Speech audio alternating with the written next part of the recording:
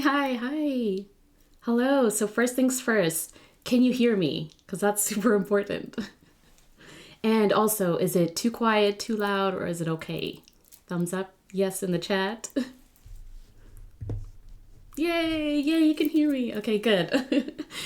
I still have to figure out a few things in my setup, but I think I have the basics ready. So that's why I kind of wanted to go live and see if this works. Yay, awesome. Okay, cool. Hi, Gamma. Hi. This is awesome. Okay, so you can hear me. I think everything's okay. If tech glitches, because it likes to do that, let me know in the chat, and then I'll try and like tinker with the setup and make sure everything is okay. So that's cool. But thank you for being here. Yay, this is my first Twitch stream, my first live stream ever. And I've wanted to do this for months, probably since the San Francisco Pen Show when I did a live workshop, and I connected and engaged with so many cool people that were open to being creative and that wanted to do art along with me. And I thought, how fun it would be to just do this live and have sort of a behind the scenes of like what I do, my process.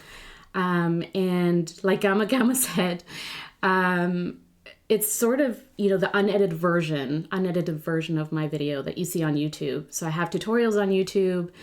You can also see my process, on Instagram and other places, but I don't really show the behind the scenes. Like when I forget, my cup of water to dip the paintbrushes in, or, I forget like certain things and I sort of have to pause and edit and all that stuff. So we're going to do it together and we're going to have fun, hopefully. Feel free to have me on in the background and do, your own art or journaling or whatever you want to do. Or do it along with me, have some fun. And we're just going to make art today. And feel free to ask me questions or just, hang out in the chat. It's there. So I kind of wanted to jump on live on a Monday morning because, the kids are at school, and that's great for me because I can do this without being interrupted. But also, I'm going to be at the California Pen Show later this week, this weekend. So I thought, I would go live, see how this sort of plays out, the experience. And if everything goes well, then I would love to do like a recap live stream with my haul next week and show you guys what I bought and what I got at the pen show. And yeah, just kind of, share from there. So what we're going to do today is we're going to paint with fountain pen inks.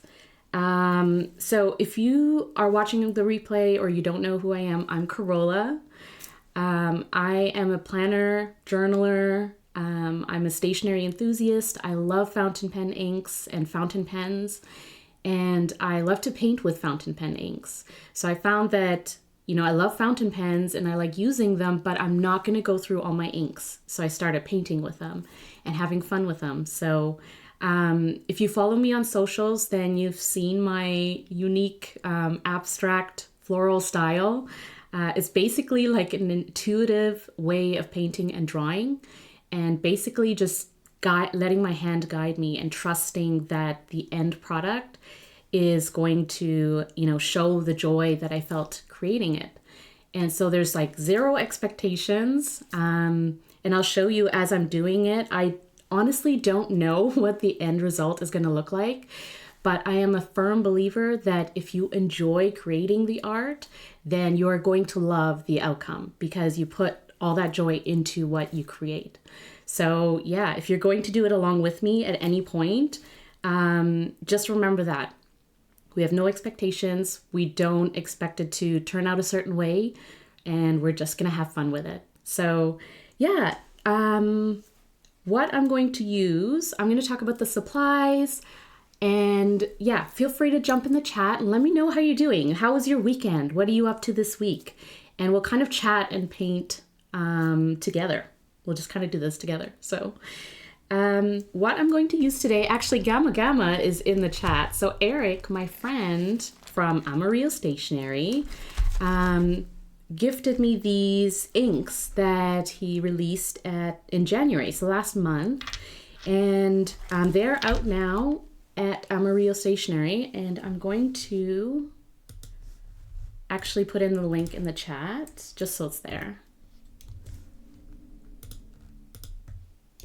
Oop, there we go.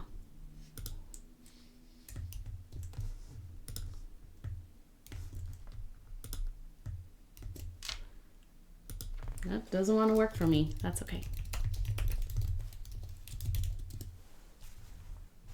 That works, right? Is that right, Eric? Yeah.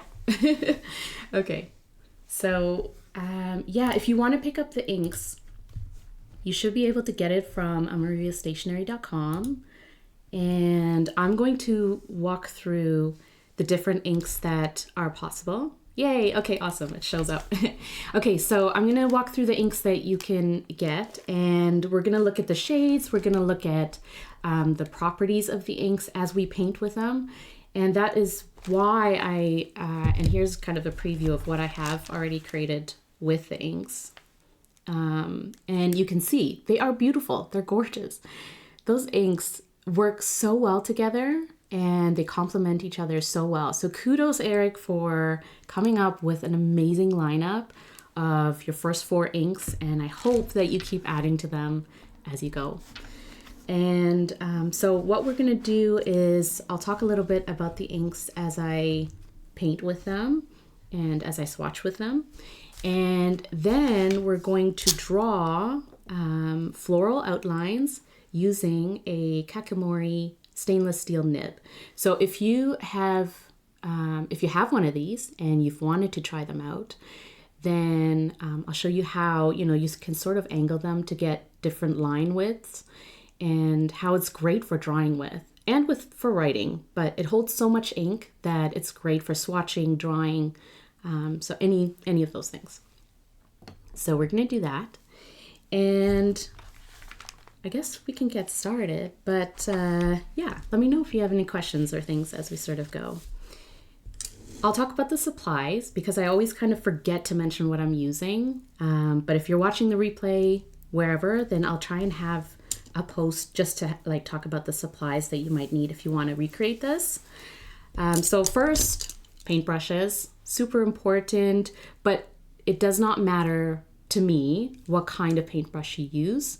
So my go-to are usually just round paintbrushes with different, you can tell that the size of the paintbrush varies and they can be the same size or different. To me, I like having different size of outlines. It just gives it a little bit more interest, but honestly, it does not matter what kind of paintbrush you use. These are cheap branded paintbrushes because then I feel more comfortable playing with inks. And yeah, so that's kind of what I use in terms of paintbrushes. I also use a plastic sort of paint palette. So this is where I will put a few drops of the ink into the paint palette, and that way you can sort of play around with them, you can blend them, it does not really matter if you mix them. That's a good thing about having a paint palette versus, dipping your paintbrush directly into an ink bottle. And as you can see, I have these numbered ink vials, and what I do actually, when I get a new bottle of ink, I take a few drops of it and I add them to a small little ink vial, and then I number it, and then I just put I write down in my notebook what brand it is, what the ink name is, etc. And then this way I have these little ink bottles sitting in a container that's easy for me to access, because I'm one of those people that if I don't have something near me or I can't see it, then I'm more likely not to use it. So if I can see it and it's sort of sitting there easy for me to access, then I probably will reach for it. So that's why I do that with inks. I love practicing using glass tip pens and drawing flowers or, you know, just grabbing a few ink vials and then just painting whenever I have time. And as you'll see, it doesn't actually take me a lot of time to do the actual painting and drawing once we get started. So yeah, it really is just a matter of having all your supplies there ready to access and just doing it and then going with the flow. So one more thing you might need is just a cup of water to dip your paintbrushes in. And then I use one of these blue paper towels. I think they're like shop paper towels, but they're great for absorbing ink. And yeah, so just have like a mat ready to go. I don't want to spill ink, but you know, we'll see. And also, let's talk about the paper that I'm going to use, because that's obviously very important. Today I'm going to show you how to paint, or like I'm going to show you painting with fountain pen ink on a watercolor paper. The watercolor paper I use is this Canson cold press. And it's great. It's just like regular watercolor paper that handles paint really well, but it also handles inks really well. The one thing I will mention about watercolor paper is it does absorb a lot of ink, just because of the nature of watercolor paper. So I do tend to use a little bit more ink when I'm using this type of paper, but it's all okay. And the other kind of paper I'm gonna show you that we're gonna paint on is this everyday pad from Galen Leather. This is kind of my go-to for just, you know, doing a quick painting or jotting something down. It's great that you can just kind of rip off the paper and go. So this is Tomoe River paper, TRP, and the sketchbooks that I use. So this one that I'm using currently this year is also Tomoe River paper, the everyday book, again from Galen Leather. I think Galen Leather is actually going to be at the California Pen Show this next weekend, so that's going to be great to meet them. And yeah, so that's kind of it for supplies. I think I've mentioned everything. And then for drawing, what we're going to use, again, the Kakimori stainless steel nib. It's sitting in a mini contoured nib holder from River City Pen Company. So Rich makes these. I got it at the San Francisco Pen Show last year, and it is great. Like the way it's sort of contoured for ideal sort of writing, and the way it sort of sits as you draw and write with it makes it very comfortable. So it's kind of important to have, you know, comfortable tools that you're using. And the ink that I'm using is going to be the Kakimori pigment ink. So it's just a regular black pigment ink. So that's going to be for drawing. So let's get started with painting. Finally, after that long intro. But again, this is behind the scenes. So all of that would have been like edited out and cut into, these are the supplies and this is what I'm going to do. So let's go with the first ink that I have in this vial from Amarillo Stationery is called Toasty Joggers. And it is this really, really nice yellow, I don't like a mustardy color, right? Like a yellow brown color, which is really, really pretty because it's legible. So, you know, there are yellow inks that you can't exactly read when you write with them, but this one I find that even if you throw it into a fountain pen, it's really easy to read. It's very legible. What I do like about it, even with painting, is that it has this sort of brown undertone to it that makes it look less like bright yellow versus sort of like a mustardy, you know, brown yellow, which is kind of like a really nice shade. So this is going to be, I'm going to use, oh, again, you know, with the supplies, I forgot to mention, if you have pipettes, this is great for, you know, getting some ink out of your ink bottles and then adding them to vials, or just putting them onto the palette versus just sort of, you know, dripping ink onto it. And sort of suction it up and then throw it onto your palette and you're good to go. And so we'll add that there. So that's the Toasty Jogger. I'm going to use that for the center of the flowers and then probably just like an accent color. So the next ink, this one, I always kind of pronounce it orange, but it's URng cakes. So it sounds so cool. Honestly, Eric, the names that you have for these inks are next level. URng cakes. And this is kind of like a dark orange, like orangey reddish kind of color. Bright, really fun, and very pretty.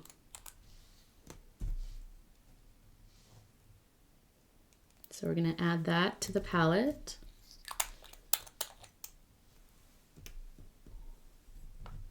Okay.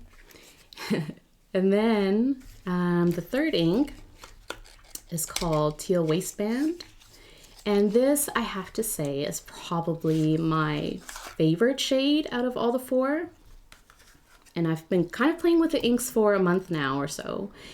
And as much as I love, like, you know, the brightness and the fun of the Toasty Joggers and URng cakes, the yellow and the orange, my go-to colors for fountain pens especially is, you know, green, teal, blues. That's kind of just what I'm drawn to. And so this is a perfect in between this sort of green and teal color. So Teal Waistband is sort of this dark teal greenish color, which is very, very pretty. And we're going to, actually I have it in here. We're going to use it for leaves.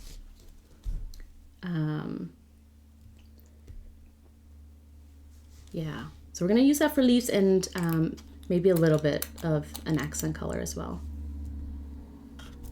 Okay, and then the fourth ink we're gonna use is called Blue Suntan. And this is a really nice shade of blue. It's not too dark. It sort of has this light blue shade to it. I don't know how to describe it, but once we paint with it, you'll see it's not like blue in your face. It's kind of like this very nice, gentle shade of blue.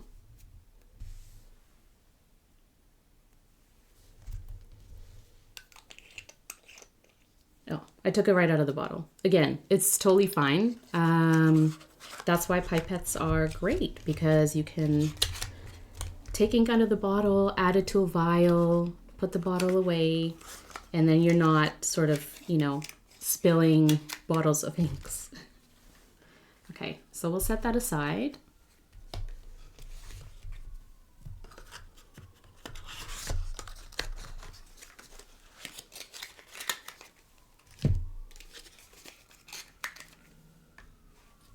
Okay. So here we have our inks and a palette ready to be painted with. Are you down to half the bottle? Honestly, Eric, I think I have been using these inks a lot. Let me see. Yeah, I'm kind of like, even the orange. I think the green and the blue I've been using a lot. Let me see if I can.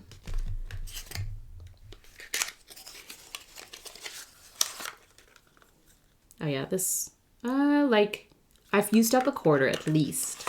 A quarter to a third of the ink bottle.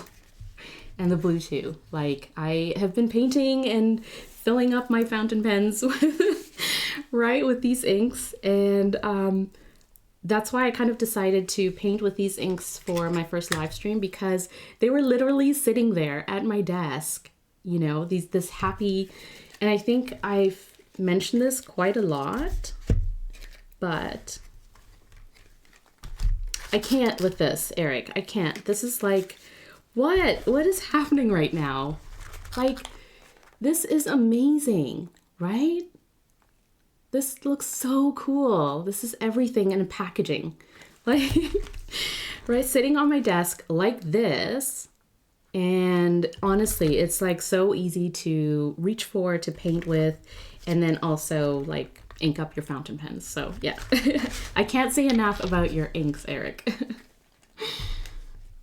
Okay, so we are ready to paint with them. Just remember when you do add them to a paint palette, sometimes it's not as clear what ink they are. So, you know, like this one's obviously the orange, this one's the yellow, this one is the green, this one is the blue. So this is the teal waistband, this is the blue suntan. So just remember that. When you do add ink, sometimes they can look darker or lighter than they actually are. So yeah. Okay, so I am going to use the watercolor paper and just figure out which paintbrushes I'm going to use for each color, just so I don't mix them up. Even though we'll blend a little bit on the paper itself, I don't really want to skew the colors too much. So we're going to start with the main floral outlines, and I'm going to use this orange because it's so pretty and bright. And I tend to use lighter inks first because it's easier to layer and blend with darker inks on top of light than the other way around. So if you add the dark colors first and you try and add a lighter color on top, then, you know, obviously it's gonna just absorb that light color and you probably won't see as much of it. Versus if you start with a light color, you can always layer on top of it with dark colors or add other light colors. So dipping the paintbrush in, I literally just start. Like take a deep breath and just put some ink down. And I don't think too much about what the shape of the outline is, except that to me, you know, there's sort of these ovals that mimic floral petals. So I sort of add, you know, a couple of main ones, and then I add a couple of outlines in the back. And these will be sort of the smaller flowers or flowers that you would see in the back of a bouquet to give it that 3D full effect. So once we have some ink down, and this is the orange, which we're going to mark down here, I like to sort of add a swatch and just list the inks that I'm using, just so if I come back to it and I really like the ink color, then I know which ink I used. And so what you can do while the ink is wet, so we have our first orange Kicks flowers. While the ink is wet, I like to sort of add inks to it and around it, sort of here. And this is our yellow, so I might actually add a little bit around as like sort of accent flowers.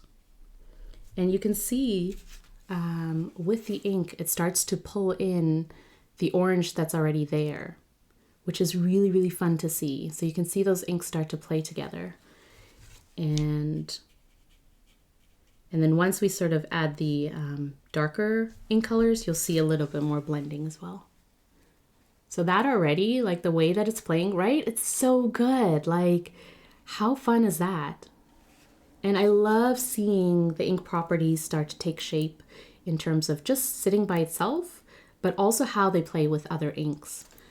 And you can sort of see the blending happening and a little bit of mixing. So that's the yellow, the Toasty Joggers. Then we'll move on to the blue Suntan. It's this one. And just add a few flowers around it. And then also play a little bit with adding it within the other colors, which is kind of fun to see.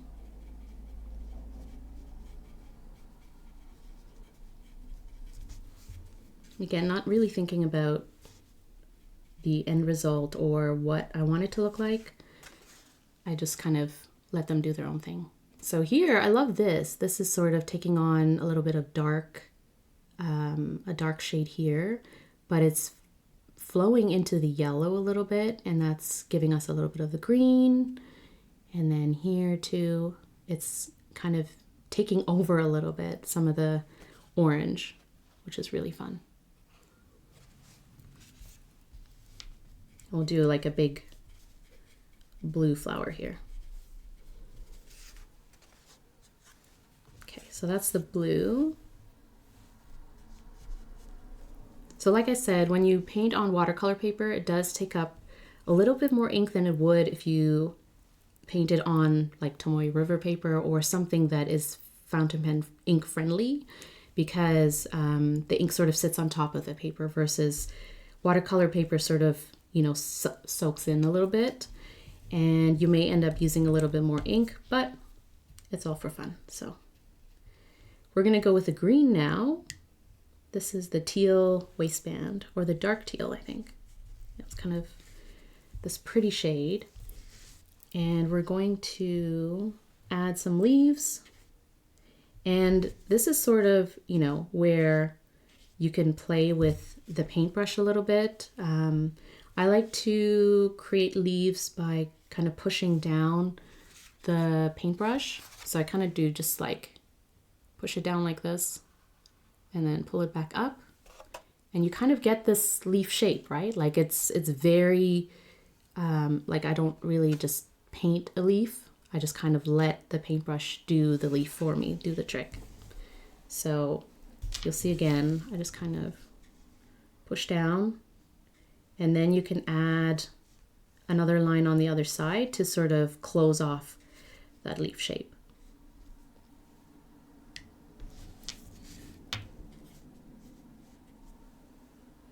And I like to balance out where those leaves are, because as you can see, having leaves around a bouquet or around flowers sort of makes it look a little bit more like a bouquet. It completes that painting.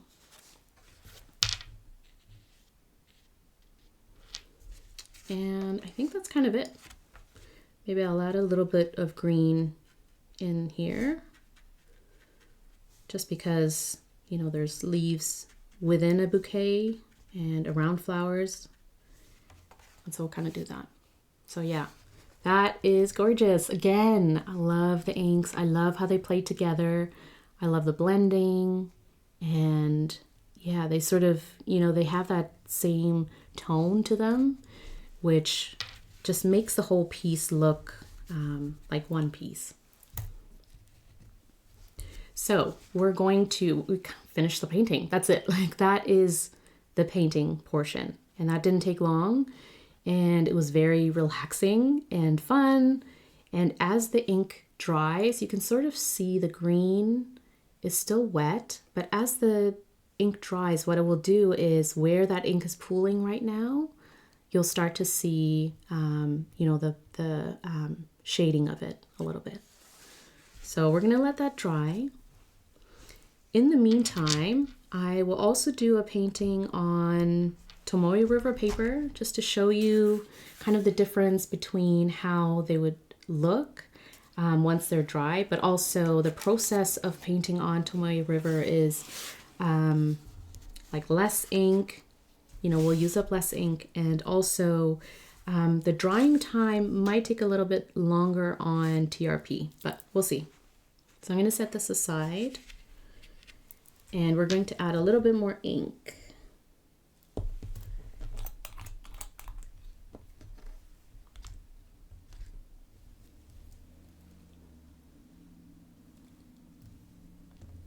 So we'll have some green there.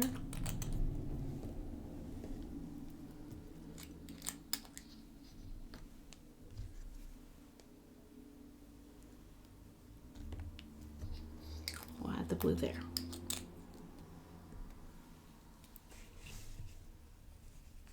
Cool, yay. Okay, so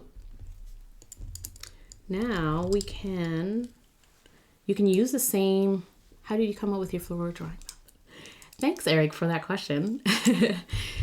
So how I came up with it, I have the background story actually in my profile. So if you want to know a little bit more about me, or where else you can find me, take a look at my profile. There's an about section and all this, you know, all the other fun stuff about me. But basically, this process started with me learning how to sketch flowers and drawing flowers before I started painting with fountain pen inks. And it's totally fine, Eric. But how it basically began was in 2019 actually. I went through a period of grief when my mom suddenly died, and I had newborn twins. They were a year old. And so I kind of, I had to find a creative way to deal with grief without shutting down. And by being present in the moment still. And so I found that just taking a moment to make some art by drawing the flowers that people were sending over so kindly. We had so many floral bouquets in my house. And I just took a pencil, some paper, and I started sketching the flowers whenever I had a minute. And I found that it really relaxed me. And that's kind of how I learned to trust my hand a little bit more in terms of letting it guide me versus me, expecting a certain outcome. So going with the flow is kind of how my style came alive. And then in 2020, I fell down the rabbit hole of fountain pens and fountain pen inks. I actually got my first fountain pens probably in 2012, something like that. And I got a Lamy Safari Bright Pink and also a Parker City Urban, I think. So it's kind of a smaller Parker. And because my hands are small, it was comfortable to write with. And so, yeah, Parker and a Lamy. And I used them to write in my journal and, really loved them. But in 2020, I was at home and I found this whole community of people who loved fountain pens. And I learned a lot more about fountain pens, fountain pen inks. And I bought a whole bunch of fountain pen inks because that's something you do, is buy a bunch of inks just to see what you like and try them out. And so I did that. But like I said, inking up your fountain pens only uses so much of your fountain pen ink, right? So you're left with a lot more ink to, do fun stuff with, or it kind of sits there. And so I decided to try using them for painting and for drawing. And basically picked up paint brushes, my inks, and I started painting and kind of, combined my love for sketching flowers in this sort of like a line drawing style with adding color from fountain pen inks. And and so I started by, putting fountain pen inks down on paper. And on top of that, I would just sketch flowers. And, it sort of became that style of using the outlines, and I'll show you how I do that, is using the outlines that I've painted to, guide my hand in terms of where those flowers would then sit.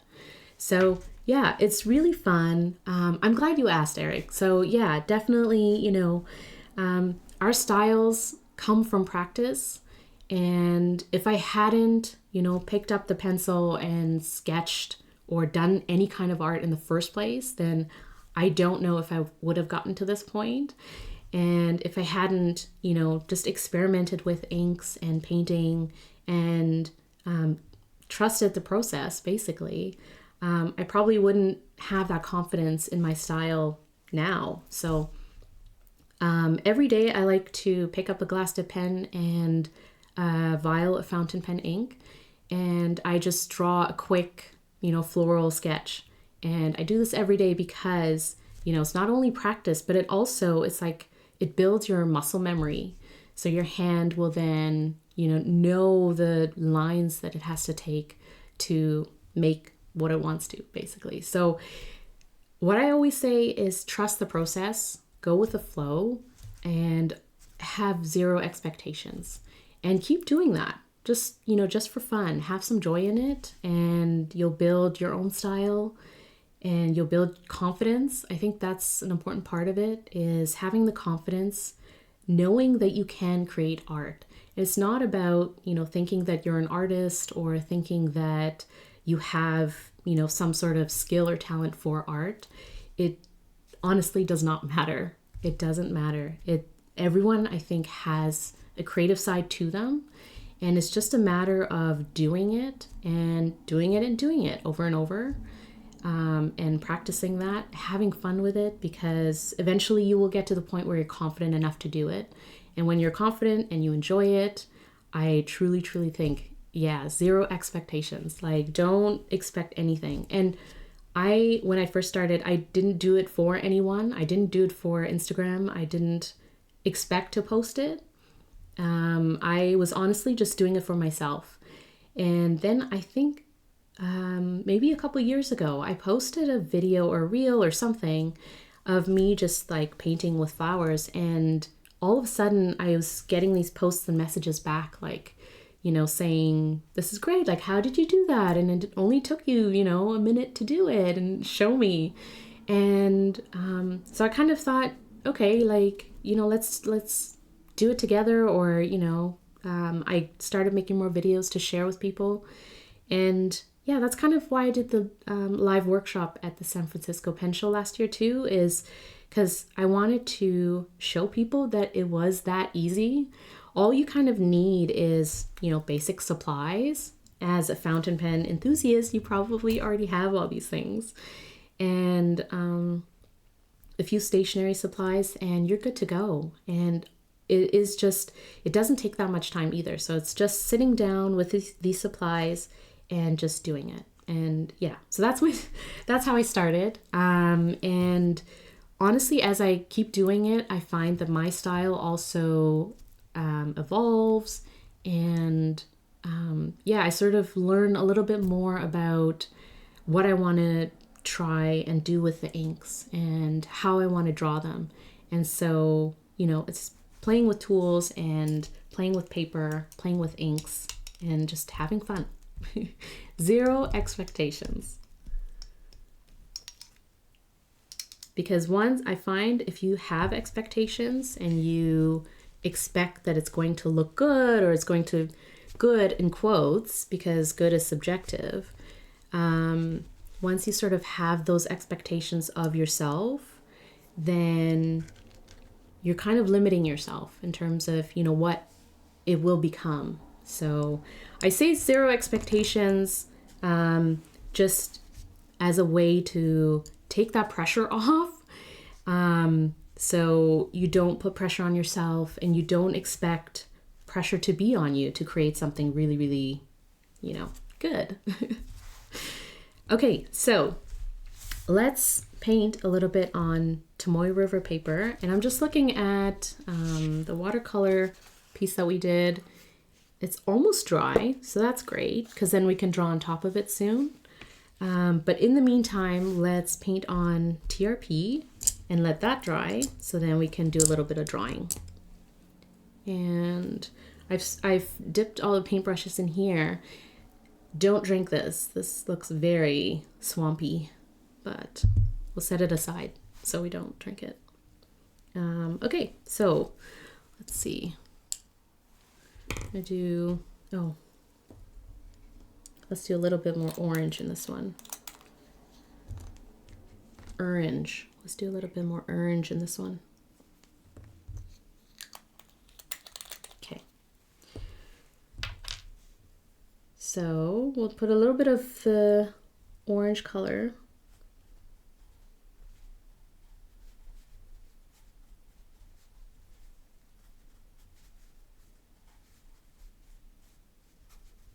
And as you can see, I'll try and show you. Oh, there we go. So that ink is just kind of sitting on top of the paper, right? And it's going to take a little while for it to dry. And so when I put a lot of ink down, I tend to move it around a little bit, just so that I'm not sitting here waiting for ink to dry. And it can sometimes take a little while, as you know, if you use TRP. So I kind of move it around a little bit, or you can set it. So I have great natural light here in British Columbia, Canada. It's not always this way, but when there is a lot of light, I like to sort of set this out on my windowsill and just let it dry naturally. And that's kind of the best way because then the ink can sort of dry the way that it's meant to dry. But the other trick you can do also, if you have really wet ink and you need it to just kind of dry so that you can draw and move on or whatever, you can also use handy blotter paper and just kind of put this on top and gently press down. And what it will do obviously is pick up some of that excess ink, just as a blotter paper is meant to do, and just why we love blotter paper so much. So that's another way of doing it. And the third way probably to dry your ink faster is to use a heat tool that it's kind of like a hair dryer, or if you're into scrapbooking, then you have like a handheld heat tool or a hair dryer, just kind of dry that very gently. And then you'll have dry ink. But if you sort of see that pooling on the paper, you can move it around. It's not a big deal. And then just kind of keep adding ink. So we'll just kind of do a swatch on the side. And then we'll add a little bit of the blue.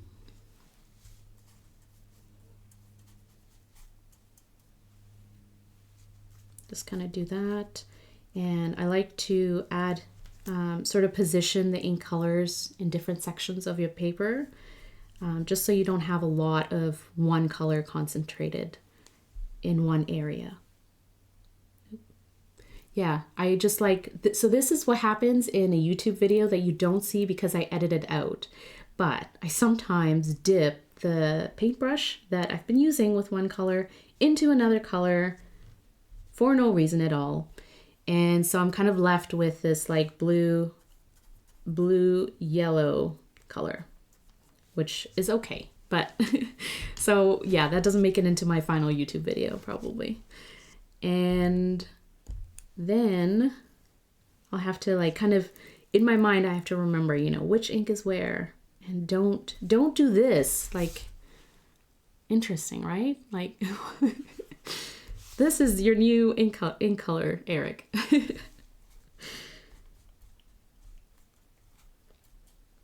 But it's okay. Yeah. Once we sort of have a little bit of those colors in here, then you can play with mixing them. And have that yellow there. Okay. That's why it's good to have a cup of water just to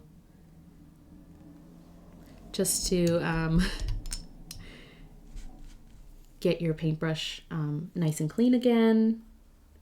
And because it's ink, you're all good. Just a little bit of water and you're good again. Okay, so I think we're down to the green. Yeah. And we'll add a little bit of foliage.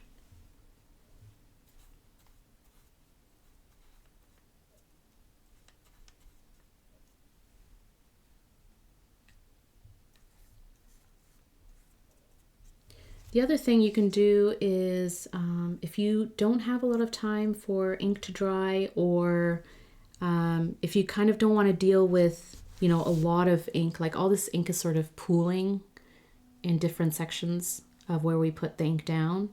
If you don't want to deal with all of that, and you kind of, you have 5 minutes to create something or play with ink, and you kind of want to, just do it and be done with it.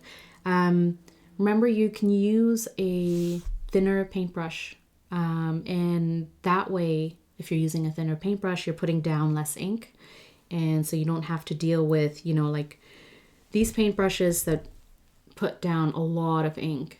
And so when you have a lot of ink on paper, you obviously are dealing with pooling, and it's sort of sitting there. So I think we're done with this. So I think if you kind of, here we go.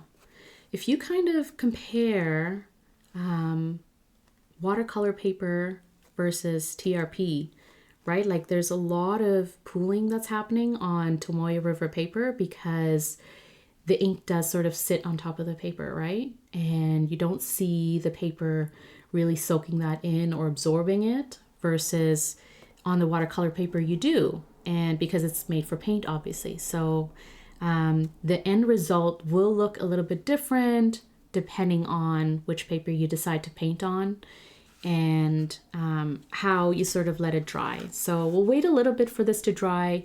If it takes too long, then I will just dab with blotter paper, and I'll show you what that kind of looks like too, if we end up doing that. So watercolor paper, this is dry. Yay.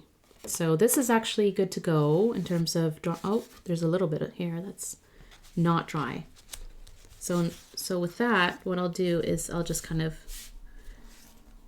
pull that up a little bit, and the rest is dry, I think. So yeah, the rest is dry. So we will draw on this. Yeah, right? So Eric, look how vibrant the colors look on the watercolor paper. Like even that yellow, right? Like the Toasty Joggers, that undertone of brown, like the brownish orange there, is really, really pretty, right? And I love how when the ink pool, like the ink pool dries, you see the sort of line there where the ink was kind of sitting. And to me, that effect is really cool. Okay. So that's fun. I also find that Toasty Joggers and Orange Cakes actually looks a lot more, sort of that vibrant orange here on watercolor paper. And the Toasty Joggers looks a lot more like a brownish tone on watercolor paper versus on TRP. You get a little bit more of that yellow, right? So it is very interesting. It's very interesting what paper you use and how the inks sort of express themselves. So we're going to move the inks away, and yeah. Okay, so Kakimori, here we go. Kakimori stainless steel. Have you used this to draw? Have you used a Kakimori ink nib before? Sorry. Have you used a Kakimori nib before? And if you have, what do you tend to do with it? Like, is it for swatching? Do you write with it? Do you draw with it? How have you sort of used this? I would love to know. And we also have Kakimori pigment ink. So if you have pigment ink, I love drawing with pigment ink on top of other ink or even paint. Like drawing on top of watercolor paint with a pigment ink is great because then it doesn't sort of blend with the inks or with the paint once you put it on. So if you add water on top of this or an ink again, what it will do will activate the ink again or activate the paint, whatever's on this paper. But because pigment ink is waterproof and sort of thick ink, it sits on top and it will allow you to have those details added on that won't blend in with the other inks. Yes, just for swatching and writing. Yeah, like it's great for that, right? And I use it a lot for swatching, and writing is really good too. I found that at first it sort of took a little bit of practice just because it's kind of a scratchy stainless steel nib. And depending on, how you angle in terms of your writing style, it sort of adjusts the amount of ink that comes onto your paper.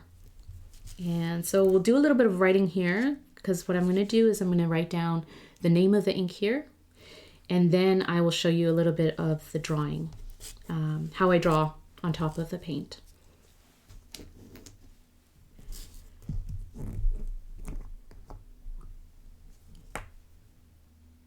So once you dip your nib in here, it does pick up a lot of ink. You can see that. So those grooves are great at holding the ink. And I find that I don't have to dip it too much to get enough for what I want to write or use it for. So let's write.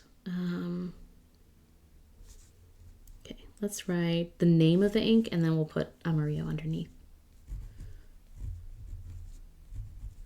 Orange Kicks.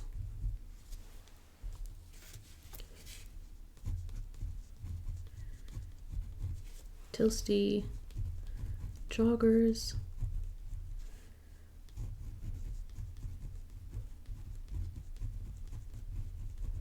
Blue Suntan and Teal Waistband.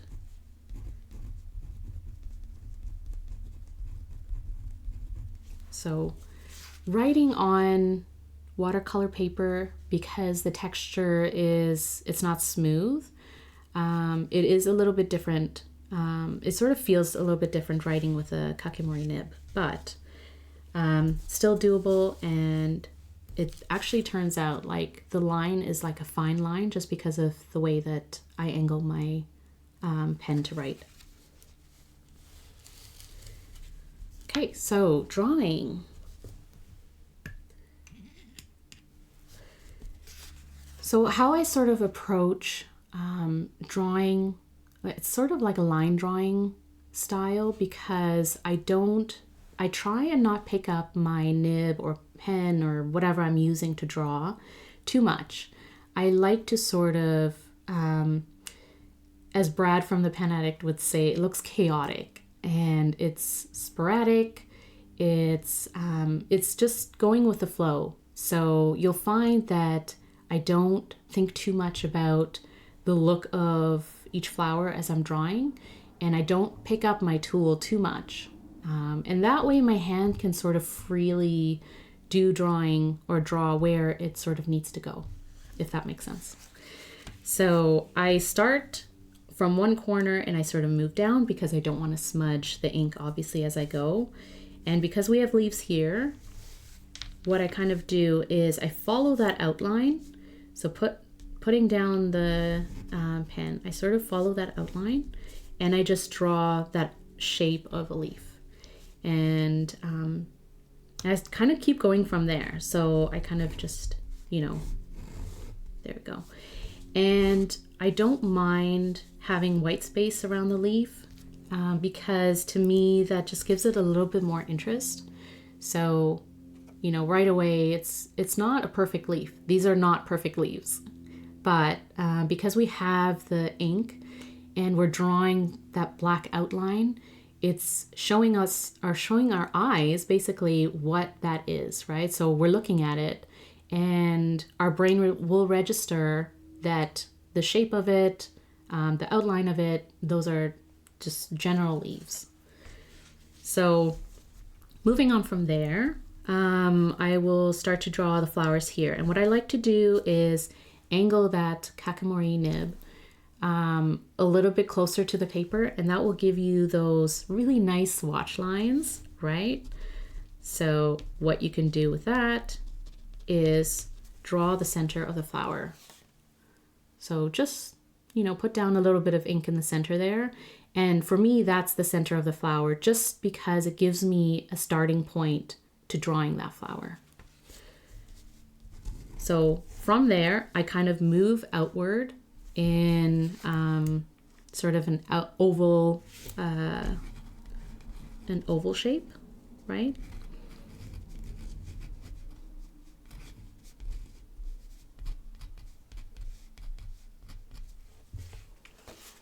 And so what I did here was just make those oval shapes, and then there's sort of this petal that's facing us and it's curling in.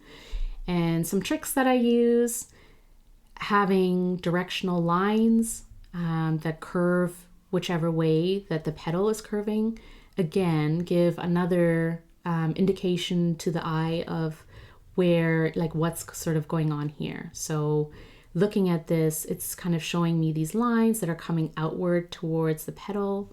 The petal leaf here has a little bit of a curvy line following like a border, and that sort of shows me the 3D effect of a petal coming out and curving inwards.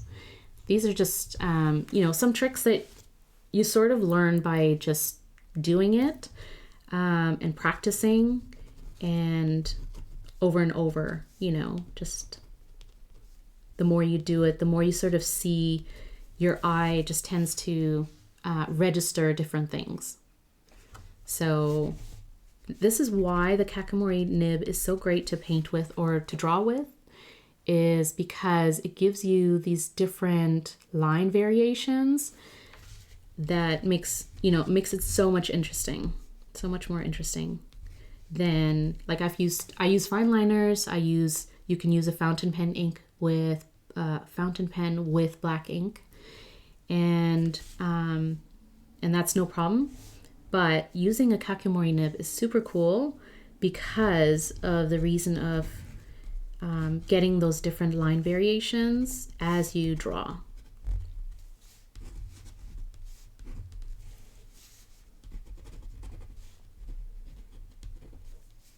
This nib holds a lot of ink.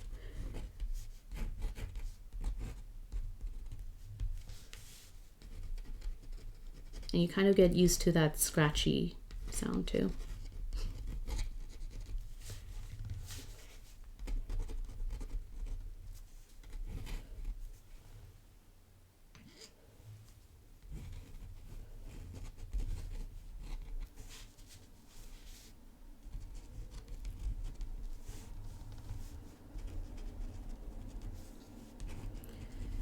So we have some flowers facing. So we started with this flower. This is kind of this was my center point, starting point, and probably my biggest flower.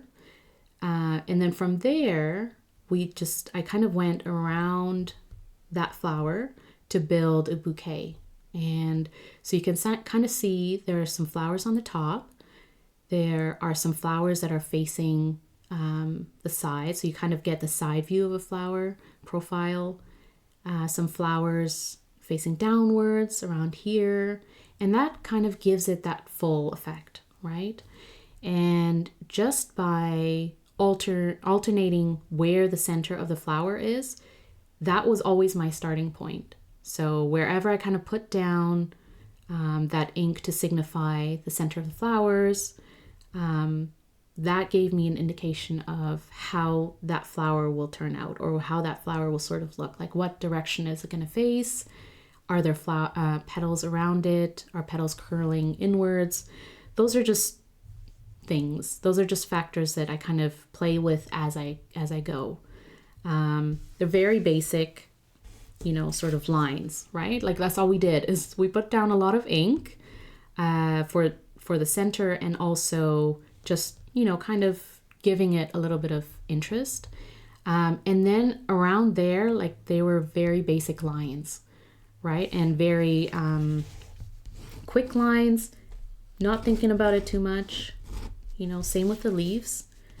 What you can kind of do is follow that outline, move back in, and then add a couple of lines to show if there's, the center of a leaf or the side of a leaf. And then even the leaf shapes, you can sort of do, jagged lines to mimic like different types of leaves that you might see in nature. Or you can just keep it simple and just kind of do this.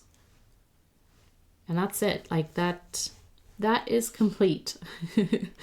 I'm happy with this. I wouldn't add too much more detail, just because to me this looks like, a full bouquet with leaves around it. And that's kind of it for painting and drawing on watercolor paper. And I tend to just kind of add a little bit of, like, I'm adding these boxes around the swatch. You don't have to do that.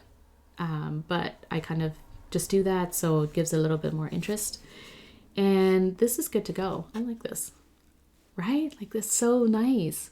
And I didn't, like I said, right? Zero expectations. So I didn't start off thinking I was going to do this many flowers, or the you know, how they would sort of look in the end, literally just put down ink and then followed the outline to create something.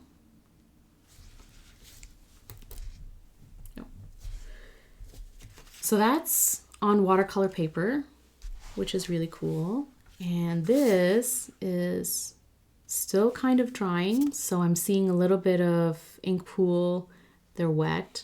And I think what we'll do is we'll just use the blotter paper to pick up some of that excess ink again, just in the interest of time.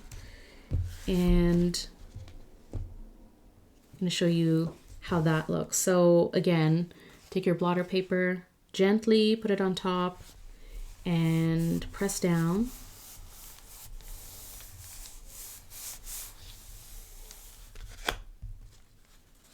And that will pick up the excess ink.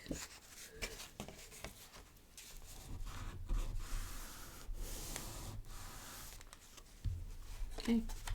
So what it did here was when we picked up some of the ink with the blotter paper, you can see a little bit of that yellow was picked up. So, you know, it's totally fine because we are going to draw on top of it. And I think the sort of contrast gives it a little bit more interest. And it just makes it, you know, just gives it another layer. And that is totally cool. So what we're going to do, yeah, you do need to give this another go, Eric. And I want to see what it looks like. If you do this, I'd love to see you share it on socials and tag me. I would love to see, it's the feeling, honestly, of someone trying it, having fun, and sharing it with me is an amazing feeling. And know that I will always encourage you because I love seeing people just having fun with art and having fun with inks.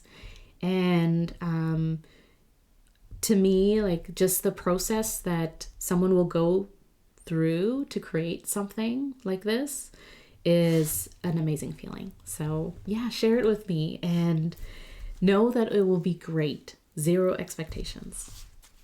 So this is dry. Yeah. Or, you know, you get ink on your fingers, which is totally okay too. Ah, yeah. There's a spot. Okay, now it's dry. So what we'll do is get some of that ink onto the nib. And again, as I mentioned previously, I start from, you know, one corner and I work my way down. So if you're left-handed, you know, you can start from the right-hand side and work your way down.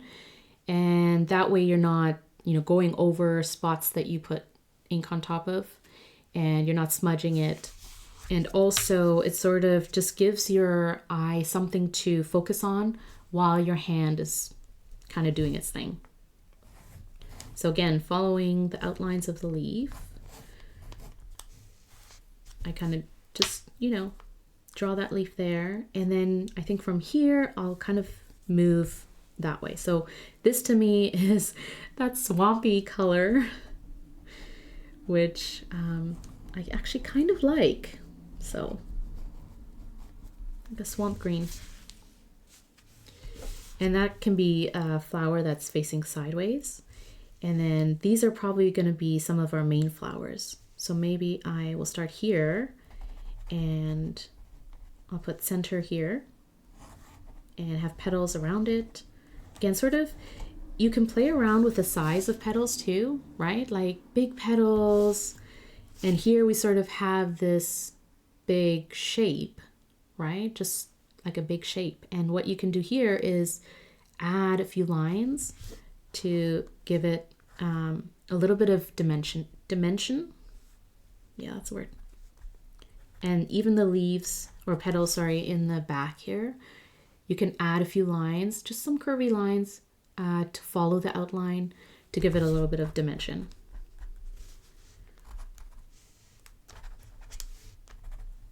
And then this flower is in the back here hiding. And then there's a flower here. Down. Sort of facing downwards, I think. And here's another one, kind of.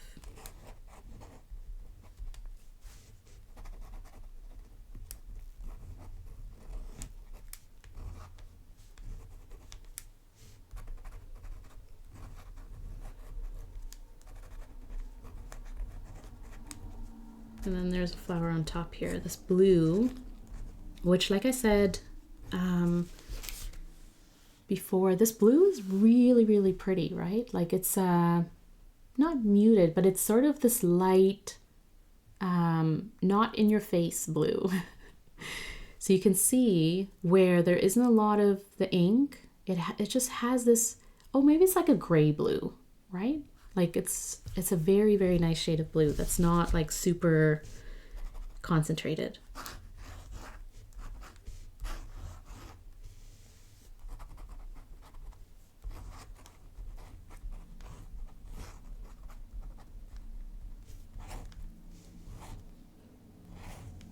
Let's add a little bit of ink. Okay. And then here again, you can write what the inks are. Trying not to smudge the ink that I just put down, but that's okay.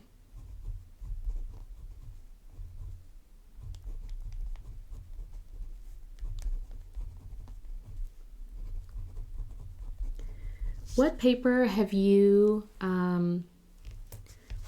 used to swatch your inks, Eric? I'm just curious what you've used and how you've sort of seen the inks behave based on the paper.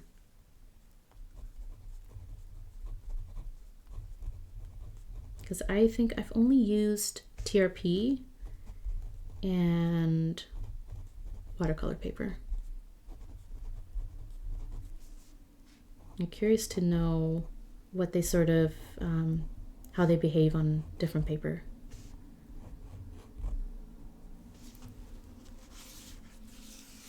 Dusty blue, yes, dusty blue. I think that's actually what I was going for in terms of how to describe the blue. It's a dusty blue, yeah. And it has a gray in there, so that's really, really nice. Let's go over now. Yeah, Maruman. Ooh, Masubi Rasa. Okay. I think I actually have a notebook that's Masubi Rasa, and I got that at the pen show. I should try it on there as well. I hated how they turned the Toasty color. Okay. Interesting. Okay. So, yeah, I should actually try this on different papers in terms of like painting with it and seeing a little bit more about the ink properties, because it is interesting how they do behave differently on different paper. So, like, for example, I think probably the most obvious difference, right, is the orange kicks on watercolor paper versus on TRP. Like, to me, this is a little bit more like coral, like a coral, not pink, but yeah, like a coral orange. The Toasty turned more pink. Like, no, I gotta recall all my ink. I can't sell this. Yeah, that's interesting. Okay. Right? And yeah, it does sort of depend on what kind of paper you use. I haven't seen, I will say that's interesting that it was that dramatic of a difference, but I wonder, like, I could try it on, you know, bank paper, and yeah, I have a few different papers that I can try it on. It's just really interesting, right? Like, my go-to painting, like paper that I use for painting, actually with fountain pen inks, is Tomoe River paper, just because I have access to it and I have a lot of it. But I also have watercolor paper, so that's kind of my backup. But it is interesting because, you know, people are using different notebooks and different planners with different kinds of papers.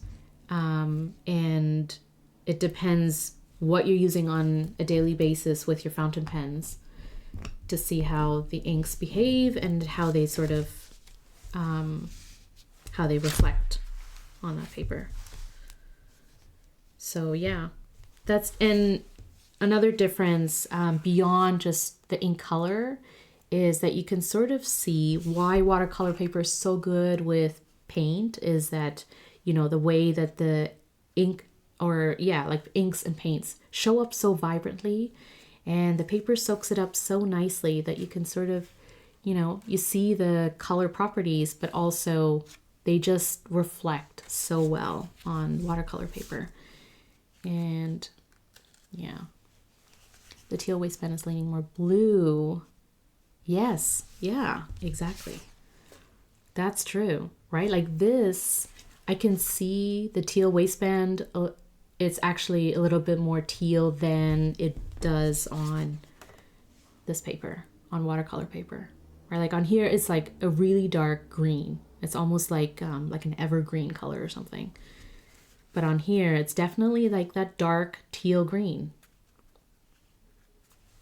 The blue, I think, is the most consistent, maybe, because it's still that like dusty color, that gray blue color.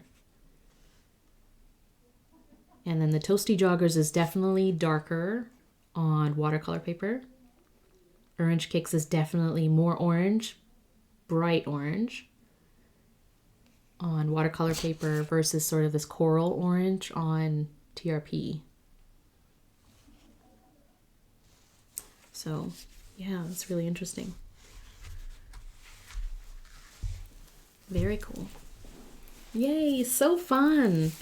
So yeah, I would love to see if you play with your inks and create something just as fun and just as, just going with the flow style. And I'd love to see it. If you want to share, send it to me or tag me. And yeah, if you have any questions, let me know. And you can always find me on socials. You can find me on YouTube. All my information is on my profile. And actually, let me test. I'm going to test if this command works. Oh, look at me setting up commands. Yay. Okay, that's my little blurb. Anyways, I'm going to play a little bit more about my setup. Hee hee. I'm going to play a little bit more with my setup and commands and stuff like that. So thank you so much for joining me. If you, whether or not you were lurking or just having me on in the background or painting along with me, creating art. It's always a pleasure, Eric. Love your inks. Like I said before, I honestly can't. I can't with these inks. They're just so gorgeous. They're great. And I will keep saying it and I will keep sharing. Oh no. Oh no, Nightbot. I'm sorry. I'm going to have to figure that one out. But, okay. Maybe that works. Okay. Anyways. Yay, heart. Okay. Oh yeah, I see the heart. Oh, you're so welcome. Thank you so much for joining. And let me know if you want to do more of these types of streams, like if you want to see more painting. And obviously, it could just be us hanging out, chatting. Let me know, what you're doing and kind of thing. While I paint and draw, and I can use different tools next time, show you how I draw with a glass tip pen. Or the other thing we can do is a live currently inked spread. So if you've seen on my YouTube, I have currently inked videos where I just kind of show each fountain pen that I have inked, talk about the nib, talk about the ink, and then I do a swatch, writing, and drawing sample. If you want, we can do it live, and then I can talk about the nibs a little bit more, and we can just sort of chat like fountain pens. But yeah, maybe I'll, do a little bit of different stuff. in my live streams. Hoping to live stream again next week after the California Pen Show, and I can show you what I got, my haul, and talk about my experience there. I'm super excited. I'm super excited to go. I'm looking forward to it so much. Yeah, currently inked sounds fun. All the things, right, Eric? All the things. We're going to do all the things on this live stream. This is just the beginning. So I'll figure out my schedule too. This week is kind of an odd one because I'm away for part of the week. But my idea sort of is, stream a few times a week. And like you said, Eric, it's an unedited video. So instead of me sitting here without anyone to keep me company and doing it by myself and then uploading it to YouTube as a finished video, it's kind of fun to see the behind the scenes and chat with people while I'm doing it, right? And then if you're watching the replay, thank you so much for watching.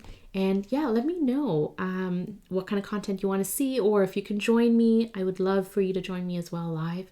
And if you're joining me live, thank you so much, friends. It was so fun. So yeah, I think I'm going to wrap it up here. And let me know what you're doing for the rest of the day. Like, what's your plan? What are you doing today? What are you doing for the rest of the week? Eric, I wish you were coming to California for the California Pen Show. I know I'm going to see you later in the year, hopefully. But yeah, I'm going to miss you and can't wait to see you at a future pen show. And you're going to be at a few pen shows. So have fun. And yes, SF. Woo. Yeah, SF is going to be so much fun. I can't wait. It's like 6 months away, but yes, Jack Toy. Hopefully I'll run into you too. I am there Friday and Saturday at the show. And I'll be out Sunday morning. So find me on Friday and Saturday. We can hang out and do some painting. The after hours is always fun on at pen shows, like after hours, basically. Hangouts with fountain pen people. And I know Brad, the pen addict, is going to be in California for the pen show this week. So that's going to be fun. It's just kind of like a chill vibe, right? Like hanging out with people in real life, talking about inks and pens and being nerdy and geeking out together. Yeah, you'll be at SF too. Okay, that one is always fun. I think that one is, I say it's my favorite, but I've only been to the California Pen Show and the SF Pen Show. So this will be my overall third pen show ever. So I'm not one to talk about which pen show is great, but I will say the SF one is really, really fun. And I think this year is going to be a lot of fun. And I may be teaching another workshop in SF. But regardless, it's a good hangout and we'll have lots of fun. You've only been to SFNCA. Yeah. Same. I really want to make it out to Chicago to see Eric, but also to go to the pen show. And also because Atlas Stationers is there. So I do want to make it out to Chicago. I don't know if it's not going to happen this year, I don't think. Unless, things change. But I think I can only sort of commit to California and SF. And maybe, actually, the Pacific Northwest Pen Show, which is in Portland in July. So I may go to that one because that's a road trip for me, so I don't have to fly down. Yeah, it's Atlas's only show. So I could sort of do like a pen show and visit Atlas, which is like, I really want to go there. I've never been. But one of these days I will. Okay, have fun, friends. Thank you so much for joining me. Yeah, I hope it was fun for you to hang out. And next time, we'll do more chatting. We'll do different things during the live stream. We'll play with different tools and inks and stuff like that. All the things. all the things. So take care, friends. I'll see you next time. And bye. Have fun. Play with your inks. Go play. Okay, bye.